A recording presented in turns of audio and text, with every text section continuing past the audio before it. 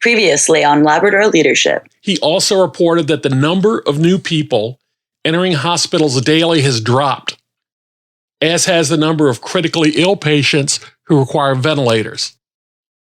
He warned the numbers look like it may be turning. Yay, it's over. No, it's not, because other places in the world have made that mistakes. Live from the RVA, this is the Labrador Leadership Podcast with Dr. Bob Nolly. The program that brings you the leadership skills that can make you the most authentic, approachable leader for the sake of your business, your team, and for you. Now, here's Bob. Hey now, folks, how are you? Hope you're doing well. Hope you're staying healthy. Hope you're staying at home. So there. Some new guidance today from the CDC. Safety practices for infrastructure workers who may have had exposure to a person with suspected or confirmed COVID-19. May have had contact. The hashtag stay at home is everywhere, and if you can, you should. But there are lots of people in the line of service that must be out there in the infrastructure. So if you're in one of those businesses, if you have those duties, please take these. Number one, pre-screen. Employers should measure the employee's temperature and assess symptoms prior to them starting work. Ideally, temperature checks should happen before they enter the facility. Number two, regular monitoring. As long as the employee doesn't have a temperature or symptoms, they should self-monitor under the supervision of their employer's occupational health program. Regular monitoring. Number three, wear a mask. There you go. The employee should wear a face mask at all times while in the workplace for 14 days after the last exposure. Employers can issue face masks or can approve employees supply cloth face coverings in the event of shortages. So wear a mask. Number four, social distance. The employee should maintain 6 feet and practice social distancing as work duties permit in the workplace. And finally, number five, disinfect and clean workspaces. Clean and disinfect all areas such as offices, bathrooms, common areas, shared electronic equipment routinely. So those five are pre-screen, regular monitoring, wear a mask, social distancing, and disinfect and clean workspaces. The advisory goes on to say, if an employee becomes sick during the day, they should be sent home immediately.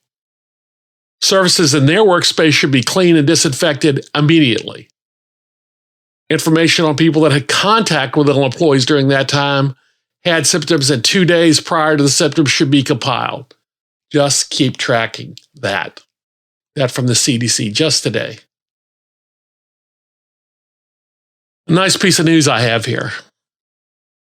From Spectrum News in Greensboro, North Carolina. Mary Helen Jones writing for them. I know the subject here. I know Tara Burgio. I've known her since she was in high school. I've followed her as she cheered for the NC State Wolfpack. And I'm still a fan of her for lots of reasons, including this one. Last week, ATI Decorative Laminates took a prototype of a face shield, extended the plastic to cover more of the face, and began creating.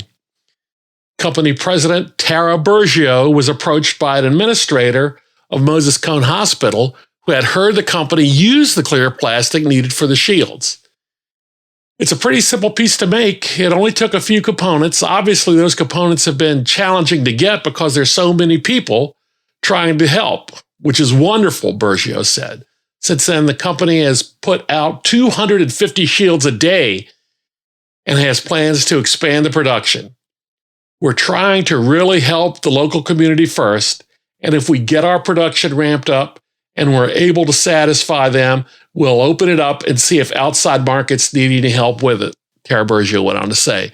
They're producing the shields for more than the hospital system. They're making them for Guilford, Alamance, and Randolph County Sheriff's offices. Burgio says it was an easy decision to add the shields to production and that it's been a positive experience for everybody. She says, you just see a sense of community and pride, and you're just consistently hearing those feel-good stories about people doing what they can do to help. And I think that's what people need to focus on. That is a great story. It's a wonderful family and a wonderful lady, president of ATI Decorative Laminates. Tara, best to you, best to your family, best to your mom and dad, Jim and Lynn. We will see you soon. Everybody out there listening to this, follow that example. Take care of each other. I'll see you tomorrow.